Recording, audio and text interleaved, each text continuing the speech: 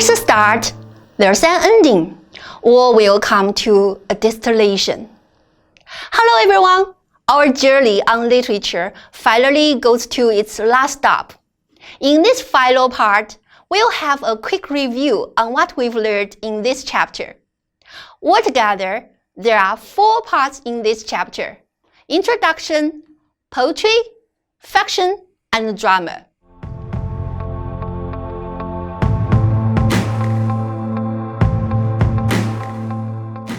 In the first introduction part, we get to know what literature is and get the idea that reading a good literature work can enrich our life, offer us enjoyment, and most importantly, it can stir our emotions. Poetry, fiction, and drama are the 3 main components of literature.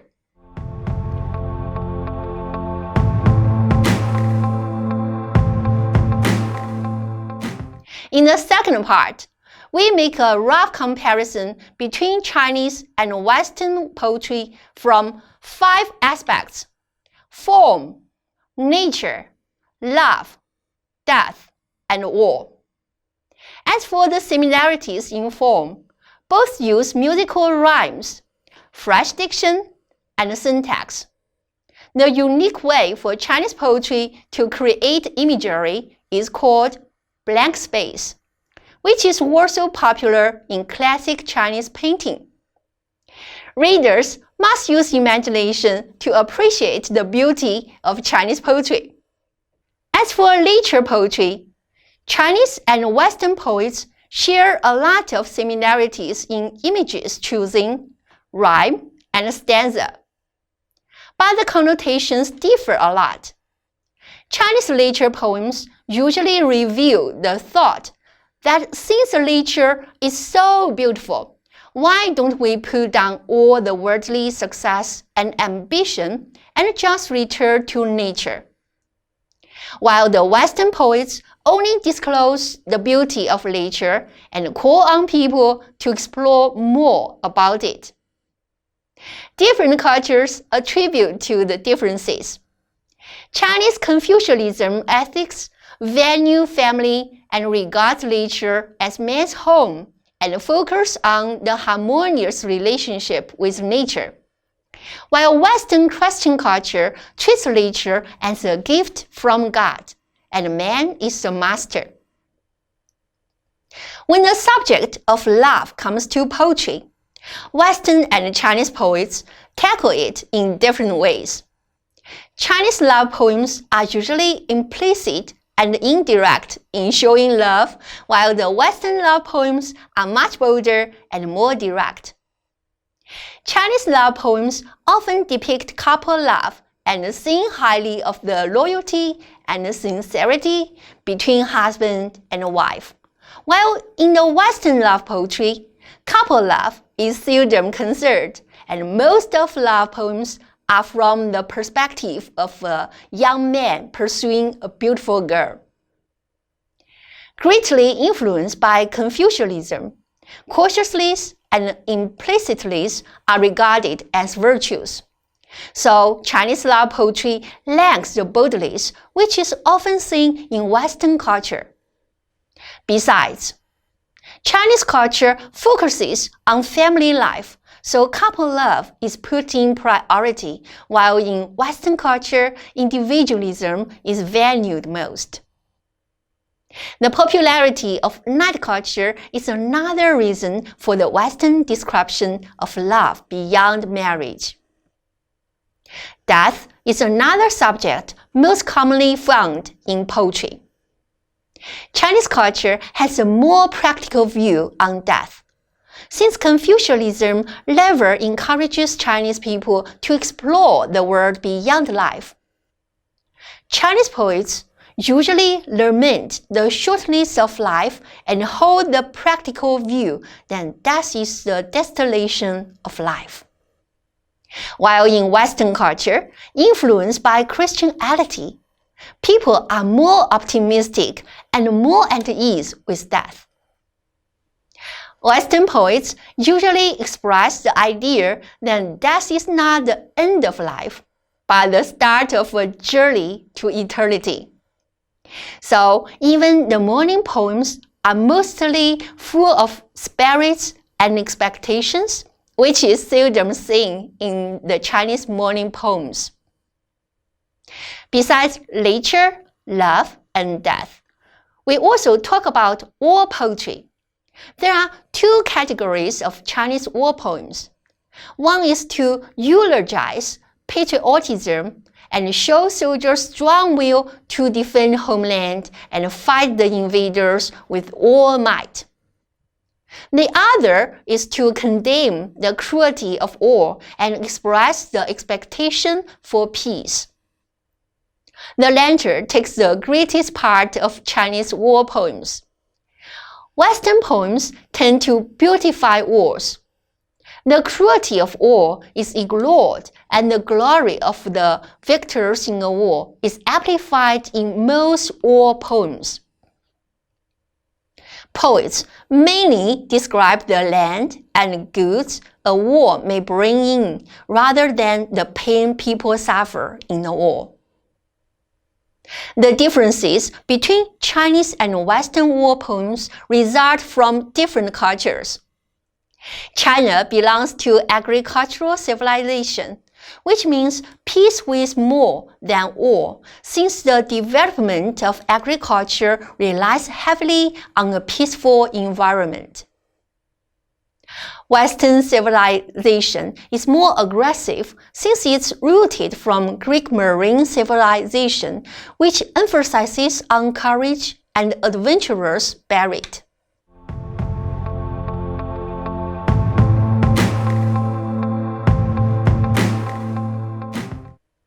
After poetry, then we go to another field of literature, fiction. Firstly, we discuss the different fiction structures.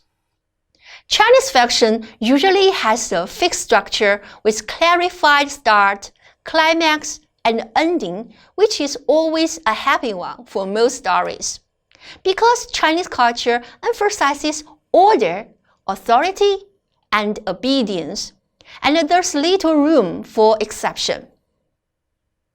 Western fiction usually uses more complicated structure with more abundant characters, plots, and unexpected endings, which reflect their emphasis on creation and originality. When it comes to fiction contents, we compare the different types. Chinese fiction has mainly three types. The first type is about the supernatural. Flowers, trees, animals, those natural things may gain magical powers in the supernatural stories. The second type is historical romances, which intermingle history accounts with imagination. The third type is the description of common people's common life. Correspondingly, Western fiction can also be classified into three main categories: fantasy, adventure, and religion. A fantastic world is created out of imagination, and there's little trace of the real life in fantasy fiction. Adventure is another favorite subject in the Western fiction. Readers love to experience those incredible adventures with the characters in the story. The third type is a fiction about religion, since belief has become an inseparable part in the Westerner's life. Western culture is extroverted and is keen on having adventures as well as exploring the world unknown. Besides, the influence of Christianity can explain the religious flavor in Western fiction. By contrast, Chinese culture is introverted and is more concerned about the present life rather than the other world. Religion has never gained the same crucial status as the Western world.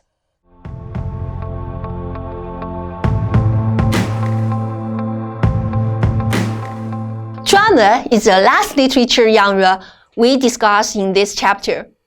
We first comb the origins and development of drama in two cultures. West drama originated from ancient Greek rituals to worship Dionysus more than 2,000 years ago. Western drama has a long history and is fully developed. Chinese drama was born out of the folk entertainment as dancing and singing in Song Dynasty. It has a relatively short history and prospered in Yuan and Ming Dynasty. Modern drama as an art form is mainly borrowed from West and is still on the way of development. The differences result from two different cultures. Western marine culture, represented by ancient Greece, worshipped gods since people's life was threatened by the turbulent sea, and the religious rituals finally evolved into drama. Chinese agricultural civilization lacks the religious soil, and drama is more likely a form of entertainment rather than a way to worship gods or instruct people. Then, we focus on the two most important types of drama, tragedy and comedy. Chinese drama prefers happy ending. Even in a tragedy, there will always be a bright last brush. Chinese tragedy usually discloses the darkness of society and tries to arouse the audience sympathy for the character's pathetic fate. While in the West, tragedy is a way for catharsis, which means the release of fear and pity. It's also a way to instruct the audience to be in awe of the power of gods. As for comedy, Chinese drama lacks the sense of religion in dealing with comic subjects, while the Western comedies usually reach a happy ending by the interference of a divine power. As for the stage performance of drama, we make a comparison from three aspects: theater, stage setting, and performance. Theater is a sacred place in ancient Greece.